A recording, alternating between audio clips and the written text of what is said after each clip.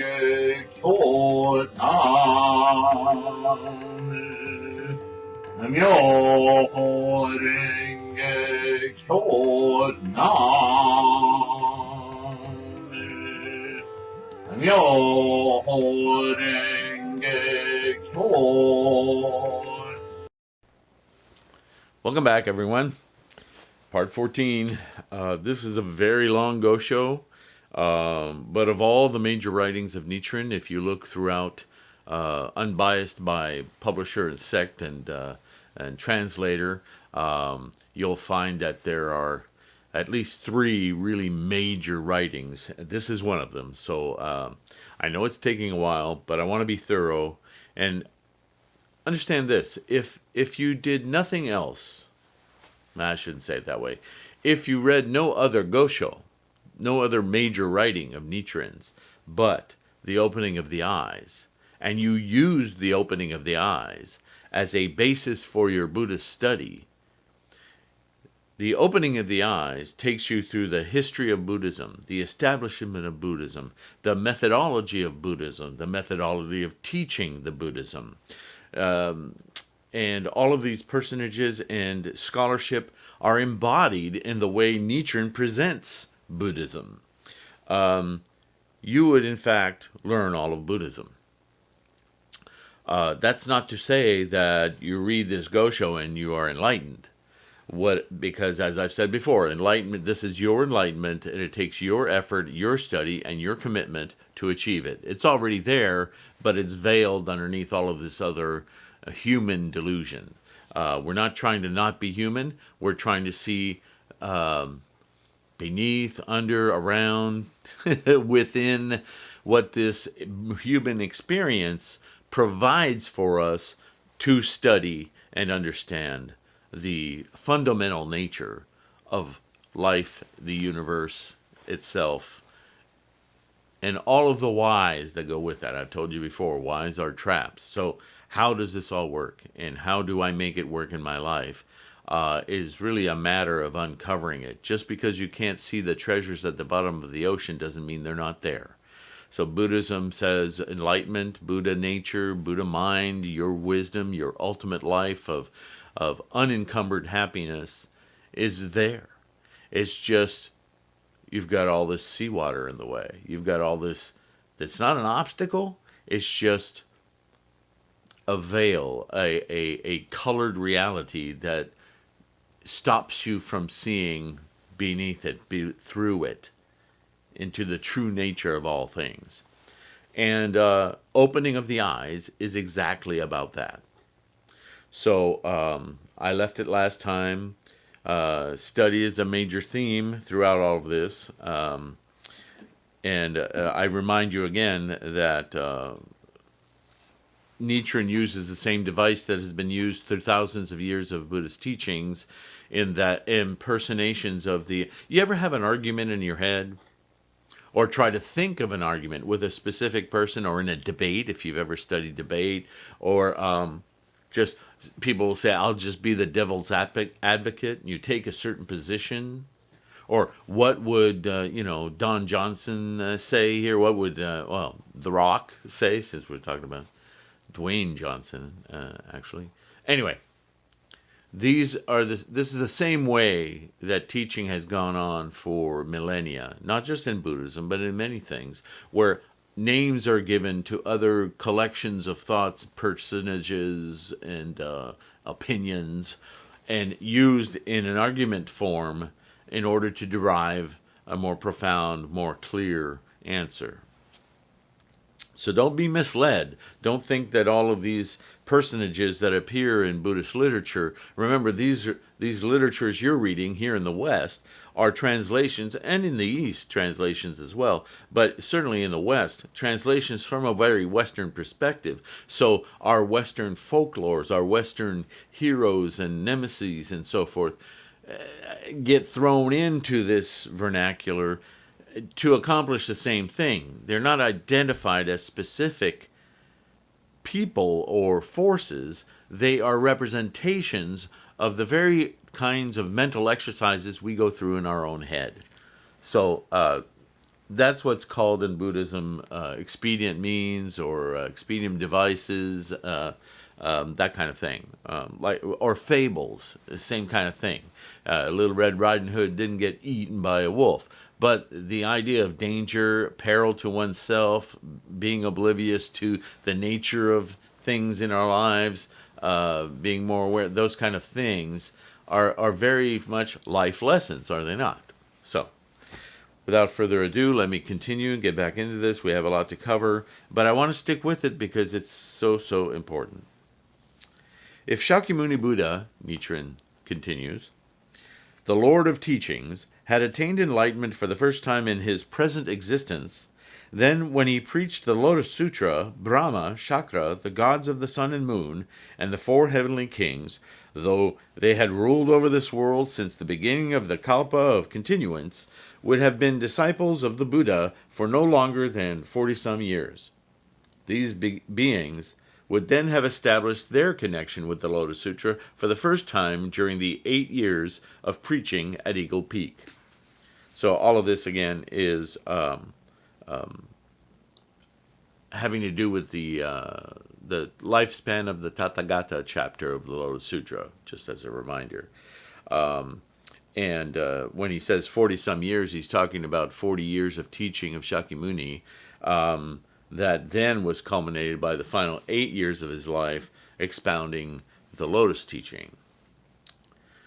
They would thus have been like newcomers, unable to undeservedly approach their Lord, kept at a distance by those who had been present longer.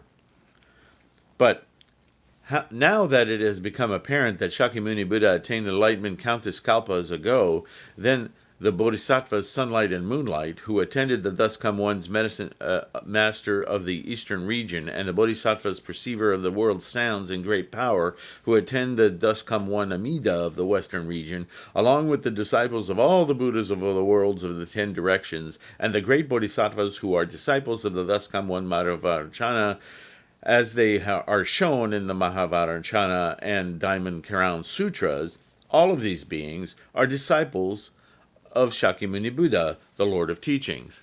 Now that's very important. I'm going to point it out again very quickly. These are all personages, and they're all personages referred to in the teachings of the 40 years prior to the Lotus teachings in Shakyamuni's life. And they talk about lifespans and time spans and eons and eons ago regarding these different enlightened beings. But they're all colors of the Buddha mind. In other words, the Buddha mind in human beings has existed since humans, since prior to humans. So all of these personages, don't get this mixed up, they're references in the teaching. This is the scholarship. Their references is not to all of these time spans referred to in the earlier teachings. And what Nichiren is doing is he's pointing out that all of these personages wouldn't have existed if we thought that Shakyamuni suddenly appeared in this lifetime, because they obviously predate him. So how could they be his disciples, right? It's just ipso facto logic, right? And he's saying, look, read carefully, and you'll see that this is the device that explains why Buddha nature is inherent in life, all life. That it merely needs to be revealed. I almost said discovered, but discover has an element of invention to it, and it's true discovery. In other words, it already is there. It's like science. We laud scientists and give them millions of dollars for discoveries. All they're doing is putting better math language to something that's already there. They didn't create anything. They maybe have created a path to get to what's already there, but it didn't discover anything. I know scientists, hey, I'm a scientist. That doesn't always sit right with me, but that's the fact of the matter, right? I mean, dark energy didn't just start existing because scientists talked about it in the 70s. My point. So, moving on. All of these beings, disciples of Shakyamuni, the Lord of Teachings, since the various Buddhas themselves are emanations of the thus come one, Shakyamuni, my word, not emanations, personages, it goes without saying that their disciples must be disciples of Shakyamuni. And of course, the various deities of the sun, moon, and stars who have dwelt in this world since the beginning of the Kalpa of continuance must likewise be disciples of Shakyamuni Buddha. In other words, nothing's independent. Nothing just appeared. It all has this same source.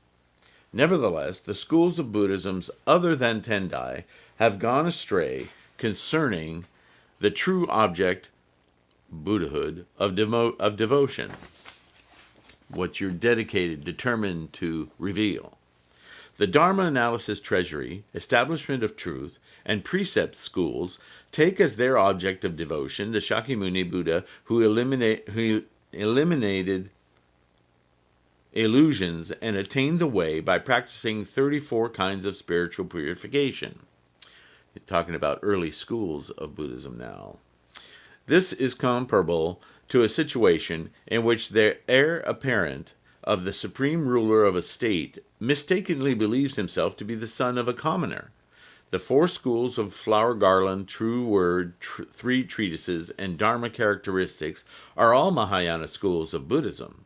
Among them, the Dharma characteristics and 3 treatises school honor a Buddha who is comparable to the Buddha of the superior manifested body. Now, again, there's footnotes in here which I'm skipping and so forth, and there may be terms going by, you're going, whoa, whoa, whoa. That's why when I say, when you read this, stop, highlight that portion, put a bookmark there, and go research what you just read. As he's referring to historical documents and teachings. And they'll unless you need to, at some point you're going to dig into all of those and get deeper and deeper clarity. But I don't want to get bogged down in that. As you can tell, it's already quite a slog to go through all of this, and you're getting a ton of information out of it. So it's not unvaluable. It's just that I'm pointing out that you can get as much depth as your determination is, or that you need. This is like the heir of the supreme ruler supposing that his father was a member of the warrior class. The Flower Garland and True Word schools look down upon Shakyamuni Buddha and declare the Buddha Vajrayana and the Buddha Mahavajrayana to be their respective objects of devotion. Think about that for a second. Shakyamuni Buddha is the founder, invented this whole school of thought. And he comes up with these other Vajrayana Buddha, Mahavajrayana Buddha, on and on and on.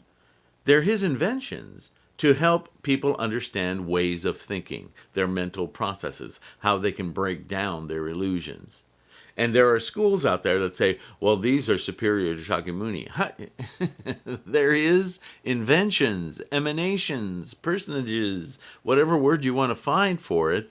He created them as tools to help you understand, and now there are schools out there who say, "Well, that's superior to him." How can that be? This is like the heir looking down upon his own father, the supreme ruler, and paying honor to one who is of obscure origin simply because that person pretends to be the sovereign who abides by the principles of righteousness. The Pure Land School considers itself to be most closely related to the Buddha Amida, who is an emanation of Shakyamuni. There he is, in very plain words, saying exactly what I'm telling you. And abandons Shakyamuni himself, who is the Lord of the teachings, the creator of the teachings. The Zen school behaves like a person of low birth who makes much of his small achievements and despises his father and mother. Phew, that's pretty condemning. Thus, the Zen school looks down upon both the Buddha and the sutras. All of these schools are misled concerning the true object of devotion. They are like the people who lived in the age before the 3 sovereigns of ancient China and did not know their own fathers, who their own fathers were. In that respect, the people of that time were no different from birds and beasts. Pretty heavy condemnation, but he's making a solid point here. So you can't get lost in the details and go, aha!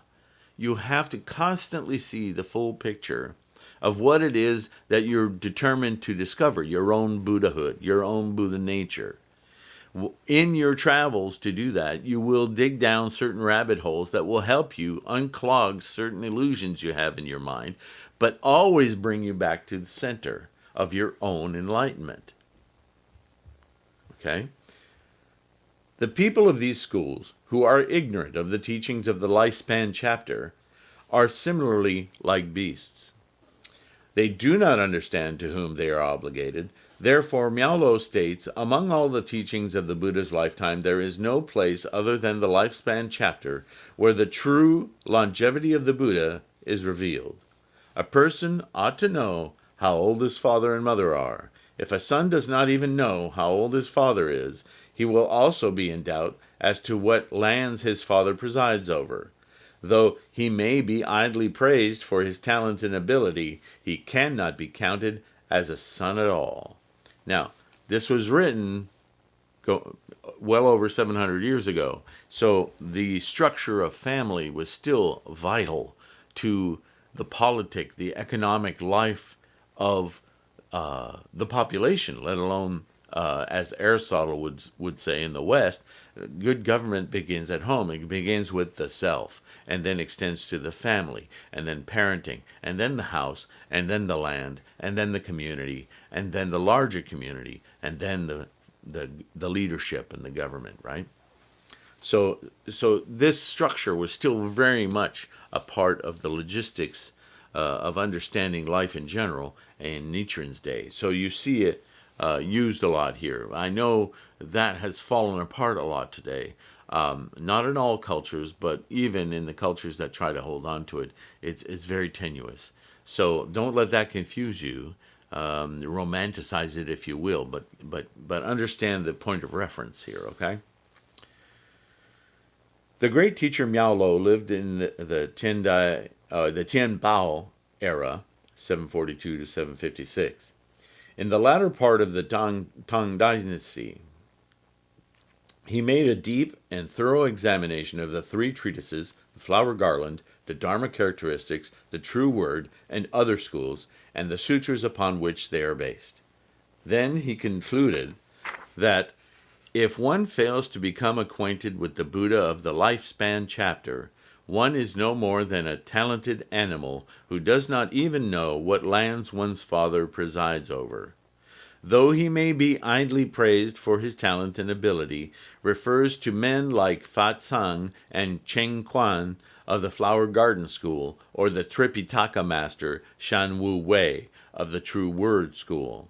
These teachers had talent and ability, yet they were like sons who do not know their own father.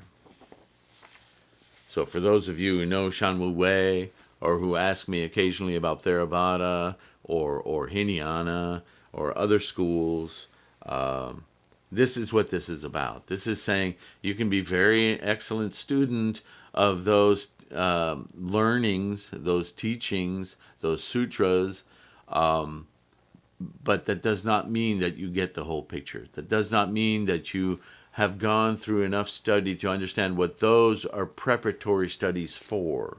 I'll use the martial arts analogy again. A lot of people to this day will tell you that the grand achievement of a martial art is to achieve or to accomplish a black belt status. But anyone who studies martial arts for a good period of time, or if you talk to a true master, they will tell you that a black belt simply signifies that you're now ready to learn.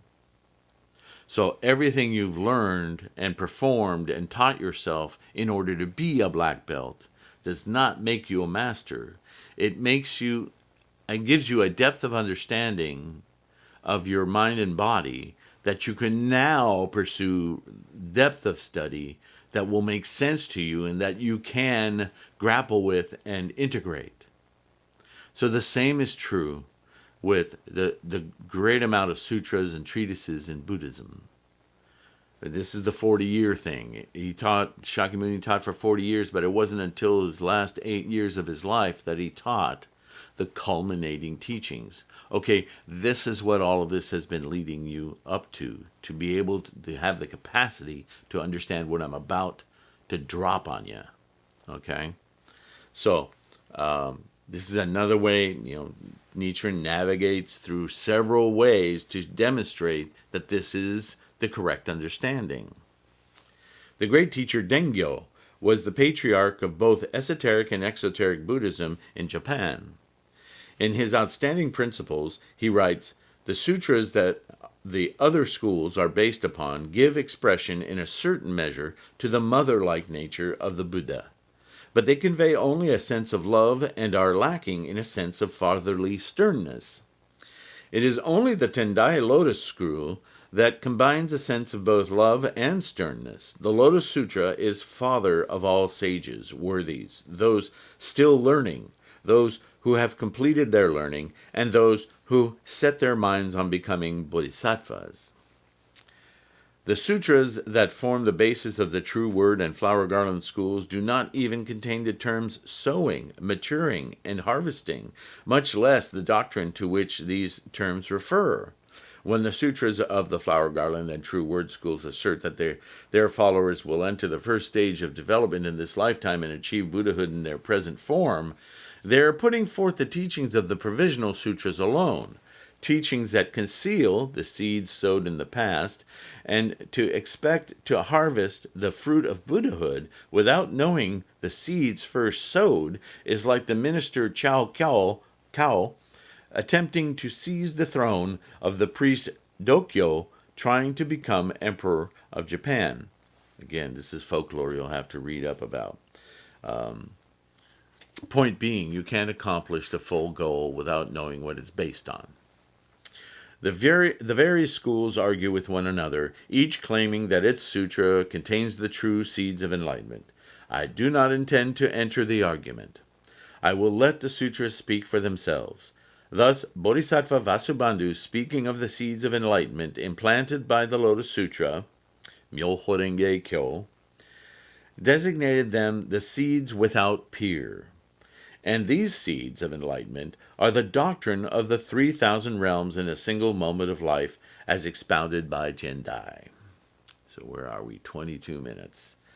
The seeds of enlightenment for the various Buddhas described in the Flower Garland Sutra, the Mahavajrayana Sutra, and the other various Mahayana Sutras is the one doctrine of 3,000 realms in a single moment of life. And the great teacher Tendai, Chiche, was the only person who was capable of perceiving the truth of this doctrine.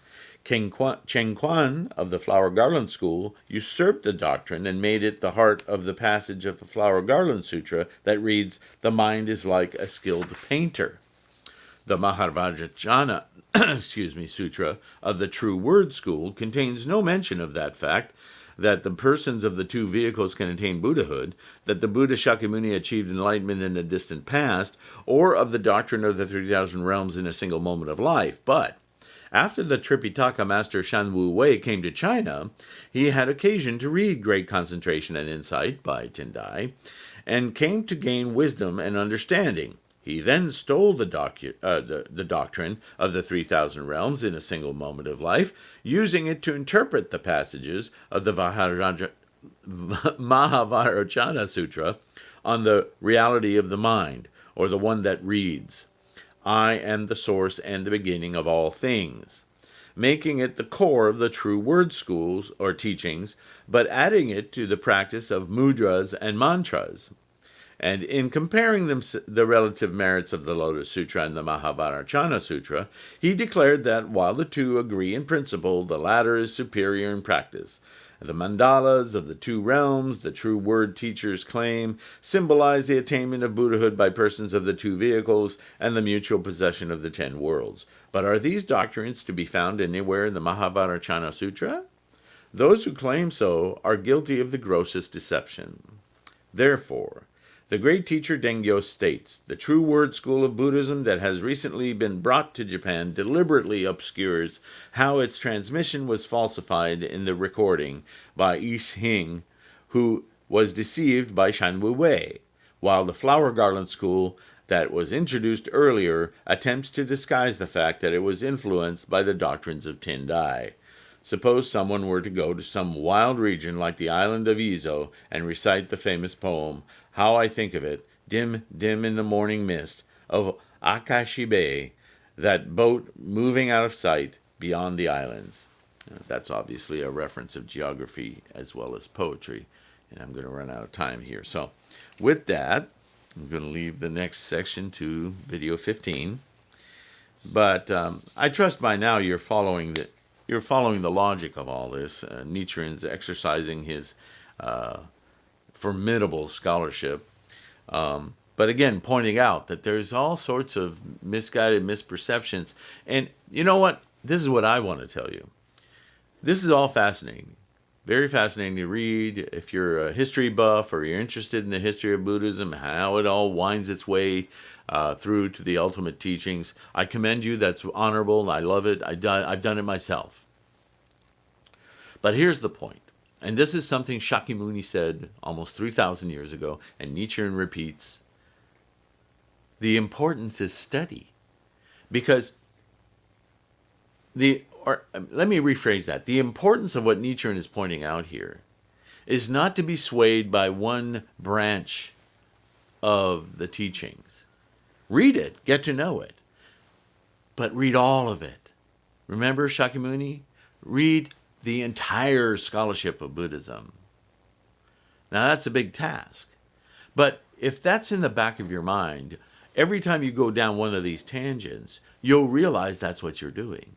And there will be valuable information in there. Nichiren isn't saying that their interpretations were wrong. What he's saying is they were based on deception in order to claim supremacy of their own teaching. That's the egotistical problem.